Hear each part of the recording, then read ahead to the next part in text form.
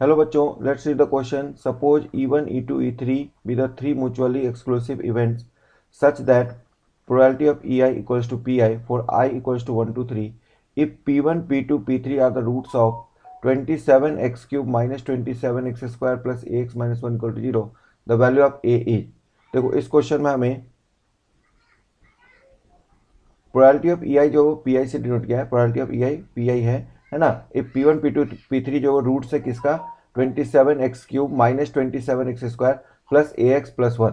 तो यहाँ पे हमें सबसे पहले क्या करते हैं, P1, P2, P3 ये रूट्स दिया हुआ है, आर रूट्स किसके हैं, तो ये इक्वेशन है are roots of 27x cube minus 27x square plus AX plus minus 1 equal to 0।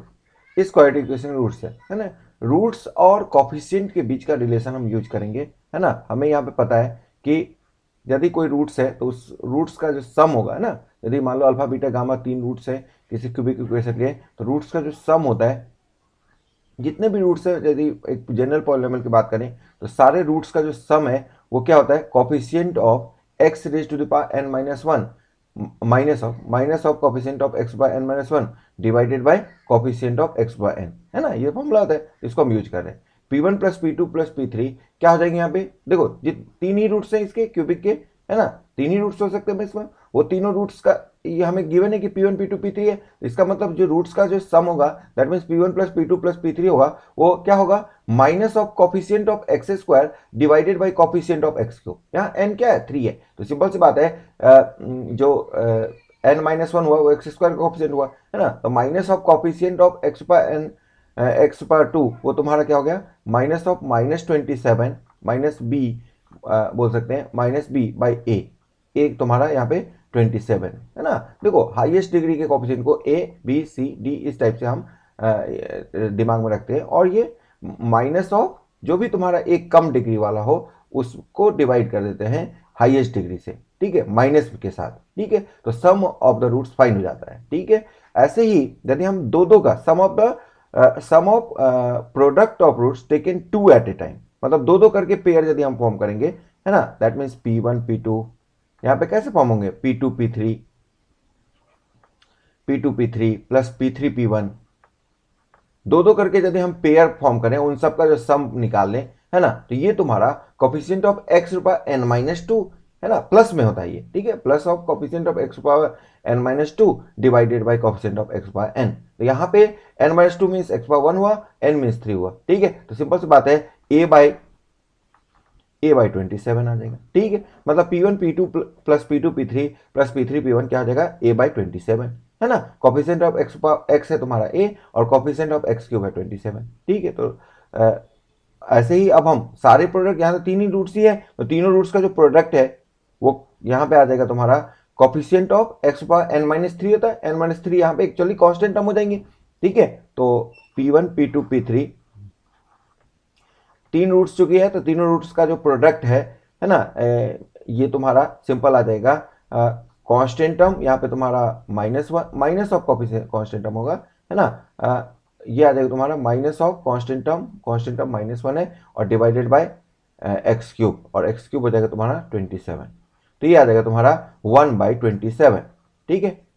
तो इसको भी सिंप्लीफाई कर लेते हैं, तो ये तुम्हारा आ गया 1, ये आ गया तुम्हारा a/27 और ये आ गया तुम्हारा 1/27। प्रोबेबिलिटी ऑफ P1 मतलब P1 plus P2 plus P3 ये आ गया 1, P1 into P2 into P3 आ गया 1/27, और P1 into P2 plus P2 into P3 plus P3 into P1 ये आ गया a/27, ठीक है। इसको इक्वेशन नंबर 1, इसको इक्वेशन नंबर 2, इसको इक्वेशन नंबर 2 मान लेते हैं, और इसको इक्वेशन नंबर 3 मान लेते हैं, सॉरी इक्वेशन नंबर 3 मान लेते हैं, ठीक है। ये 1 2 3 हमने मान लिया। अब ध्यान देना, हम यहाँ पे हमें ये पता है कि प्रोबेबिलिटी जो है वो कभी भी 0 से बड़ा होता है ना, 0 से बड़ा या बराबर होता है और लेस देन इक्वल टू 1 होता है, कोई भी वैल्यू, है ना। तो P1 P2 P3 तीनों ये कंडीशन सेटिस्फाई करेंगे, that mean positive non negative तो है, P1 P2 P3 जो भी वैल्यू होंगे नॉन निगेटिव होंगे, निगेटिव नहीं पॉसिबल है यहाँ पे। और हमें पता है कि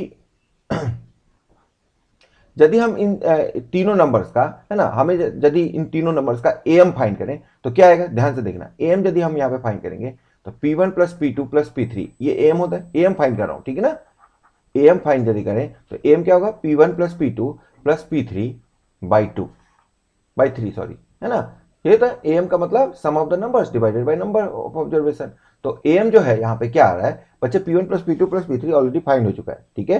तो P1 plus P2 plus P3 ये आ जाएगा 1, तो 1/3। यदि हम यहाँ पे इन्हीं नंबर्स का, इन्हीं जो प्रोबेबिलिटी है इसका यदि हम जीएम फाइंड करें, है ना, जीएम यदि हम फाइंड करें तो जीएम क्या आ जाएगा, जीएम बच्चे क्या होता है, प्रोडक्ट ऑफ द ऑब्जर्वेशन और P1 into P2 into P3 इसका nth रूट, है ना, इसका थर्ड रूट हो जाएगा, है ना। तो सिंपल सी बात है, रेज टू द पावर 1/3 ये तुम्हारा जीएम कहलाएगा। और जीएम ये क्या आएगा यहाँ पे, तो बच्चे P1 P2 P3 हमें पता है क्या है, 1/27, और ये तुम्हारा 1/27 रेज टू द पावर 1/3, और ये कितना आ जाएगा, 1/3। यहां पे क्लियरली ये हो गया कि एम जो है वो जीएम के इक्वल आ गया।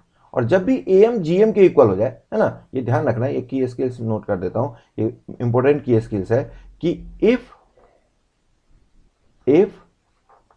कभी भी सॉरी, इफ एम जो है कभी भी किसी भी नॉन निगेटिव नंबर्स का जीएम के इक्वल हो जाए तो इसका मतलब हो जाता है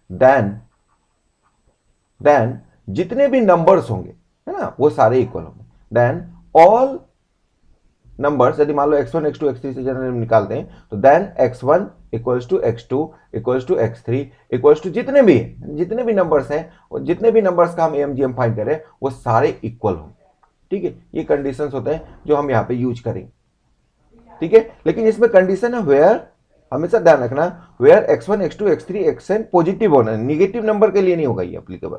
when where x1 x2 x3 non negative होनी चाहिए, डॉट डॉट डॉट xn भी क्या होनी चाहिए, ग्रेटर देन इक्वल टू 0, ठीक है।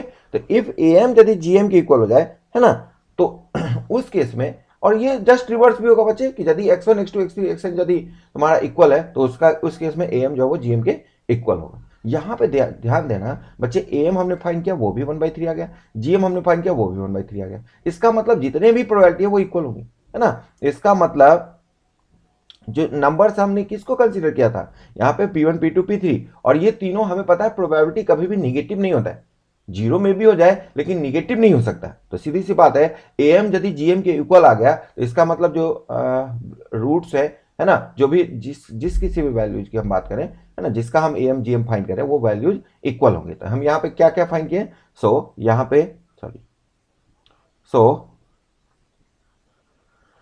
यहाँ पे क्या आ जाएंगे यहाँ पे, इसका मतलब एम यदि जीएम के इक्वल हो गया तो इसकी स्केल से हम कह सकते हैं कि जो जितने भी नंबर्स हैं वो इक्वल होंगे। और नंबर्स हमने किसको लिया था, P1 P2 P3 का हमने फाइंड किया था ना एम जीएम, तो इसका मतलब P1 equals to P2 equals to P3, ठीक है। P1 P2 P3 इक्वल हो गए।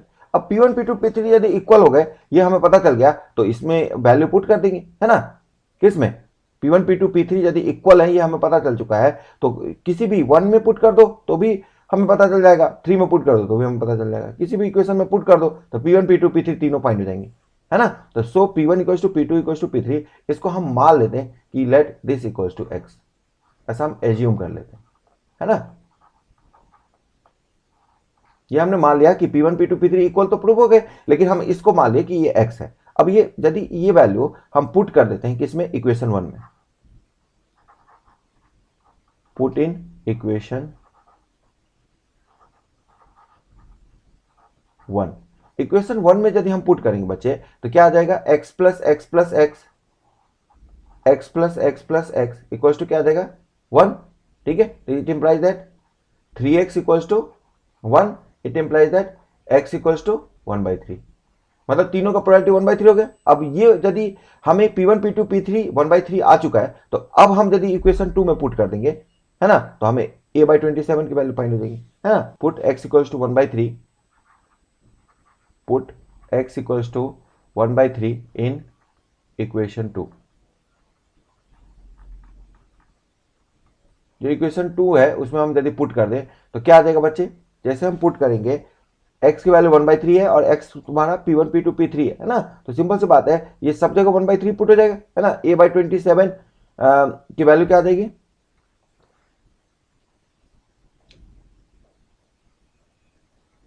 तो a/27 p1 p2 p3 सब x है और x की वैल्यू 1/3 है, तो सिंपल हो जाएगा 1/3 into 1/3 plus 1/3 into 1/3 plus 1/3 into 1/3, है ना। ये a/27 की वैल्यू आ जाएगी।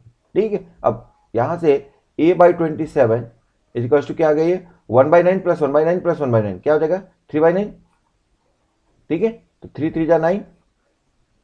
ठीक है, तो a की वैल्यू क्या आ गई, यहां से a की वैल्यू आ जाएगी बच्चे 27, ऊपर चला जाएगा तो 27/3 और ये आ जाएगा 9। मतलब a जो है वो तुम्हारा 9 आ गया। यही पूछा गया था ना इस क्वेश्चन में, a की वैल्यू क्या होगी, देखते हैं क्वेश्चन, है ना। a की वैल्यू पूछा गया था, the value of a is, तो ऑप्शन सी हमारा करेक्ट हो गया। ठीक है, इसको हम हाईलाइट भी कर लेते हैं, ये ऑप्शन सी जो है वो यहाँ पे करेक्ट हो गया क्योंकि हमें a पूछा गया था और a की वैल्यू 9 आ गई। ठीक है, hope understood it well, best of luck.